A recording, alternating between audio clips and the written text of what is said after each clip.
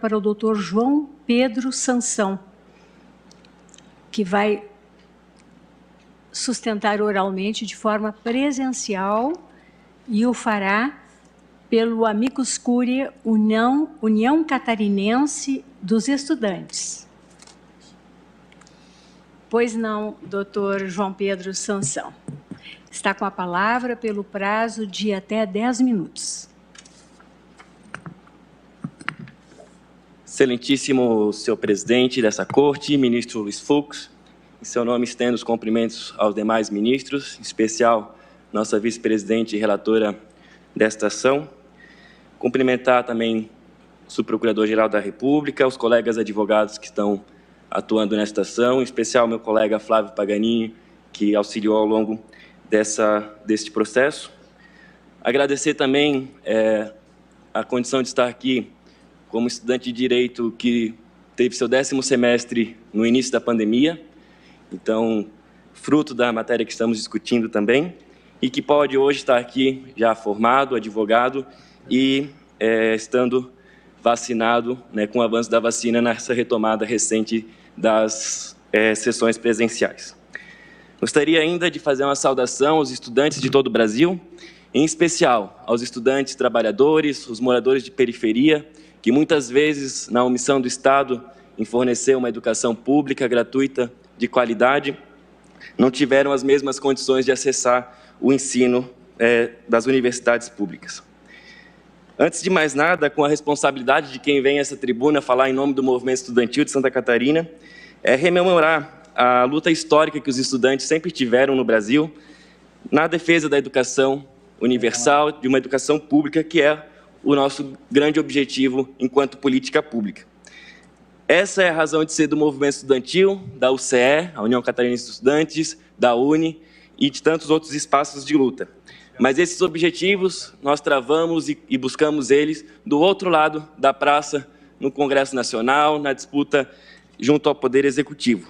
Aqui hoje nós estamos falando de lesões que os estudantes sofreram durante a pandemia e de ações de reparação de dano. Principalmente a ideia da aplicação da teoria da imprevisão e do reequilíbrio econômico dos contratos em função da onerosidade excessiva que foi suportado pelos estudantes com a migração do regime do serviço. É importante também, excelências, que nós separamos o serviço privado da educação no Brasil. Nós temos várias modalidades de instituições do ensino privado. Nós temos instituições que surgem com o objetivo do avanço do conhecimento, do desenvolvimento da ciência, como as PUCs que nós temos no Brasil. Nós temos, por exemplo, uma realidade muito forte em Santa Catarina, que são as universidades comunitárias, onde pude estudar na Universidade Regional de Blumenau, que são entidades comunitárias que surgem para o desenvolvimento local e muitas vezes possuem cursos que não são viáveis economicamente, mas os mantêm pela importância do desenvolvimento regional. No caso da FURB, é um caso clássico as situações das licenciaturas. E nós temos também os grupos que são os conglomerados de educação, que em que pese sejam legítimos, mas eles têm uma forma de atuação diferente comparado com os dois anteriores. Afinal, eles seguem uma lógica de mercado, buscam o lucro e, portanto, acabam tratando o estudante como um ativo, como uma commodity e, muitas vezes, claro, com suas exceções, tratam até como cabeças de gado os estudantes. Essas instituições não permitem espaços para negociações extrajudiciais.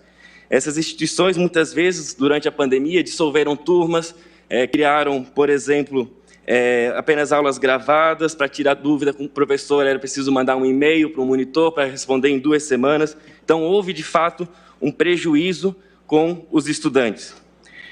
E vale lembrar que o livre mercado e a atividade econômica são atividades de risco.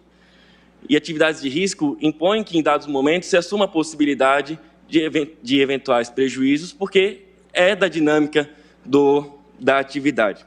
Quando se fez a Lei 14.040, fruto de uma medida provisória, para viabilizar justamente o ensino remoto, foi uma solução que se deu para viabilizar esses negócios, mas que, de outro lado, essa solução também implica as suas consequências. Um dos grandes problemas que nós temos observado enquanto União Catarinense dos Estudantes é justamente a falta de interlocução, de abertura para o diálogo com essas instituições, principalmente em relação à tabela de custos. Quanto que tem sido os custos com água, energia elétrica, ar-condicionado, materiais de limpeza, aluguéis, transporte, material de expediente, reposição imobiliário, equipamentos de sala de aula, material de manutenção e principalmente o custo pessoal. Muitas vezes, muitas instituições dissolveram, demitiram professores, demitiram servidores da limpeza, trabalhadores da segurança, e que, portanto, é necessário que se abra um diálogo em relação a essa tabela de custos. Inclusive, num voto na terceira Câmara da Coordenação de Revisão do Ministério Público Federal, o procurador Valdir Alves corrobora nessa preocupação, e abro aspas para ele, quando ele fala que um dos grandes problemas que tem se apresentado é a falta de diálogo e transparência das instituições de ensino superior, que não estão apresentando e nem debatendo suas planilhas de custos diante da nova realidade da redução dos custos na estrutura material. E ainda enfatizar a questão da autonomia universitária, que é uma conquista da humanidade, do povo brasileiro, inclusive a autonomia universitária que se estende à autonomia financeira, no caso das instituições pagas. Porém, ainda assim, a autonomia financeira ela deve se curvar à lei e à Constituição e, portanto, ser possível esses descontos. Nós entendemos que seja razoável o entendimento de inconstitucionalidade em relação aos descontos lineares, inclusive em relação ao voto da ministra relatora sobre, ainda em plenário virtual. Nós viemos, inclusive em audiência, levantamos a possibilidade justamente da necessidade de haver esses critérios, como a característica do curso, das atividades oferecidas, entre outros que a ministra traz, mas eu gostaria de permitir a ousadia de uma sugestão de que entre esses critérios nós tenhamos a demonstração por meio de compartilhamento da tabela de custos, que, inclusive, nessa tribuna, o doutor Diogo Patriota, que me antecedeu, em princípio, argumenta de que seria algo cômodo e até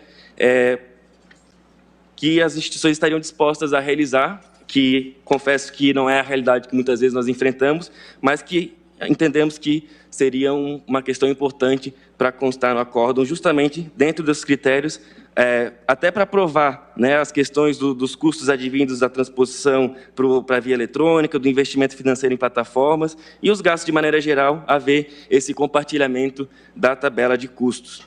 E, por fim, em relação às decisões já tomadas de maneira linear, ainda que sejam declaradas inconstitucionais, entendemos a importância de haver uma modulação de efeitos, em especial em relação a buscar a preservação daquelas já transitadas em julgado. Agradeço a oportunidade e bom julgamento. Obrigado. Muito obrigado. Aqui falou o doutor João Pedro Sansão e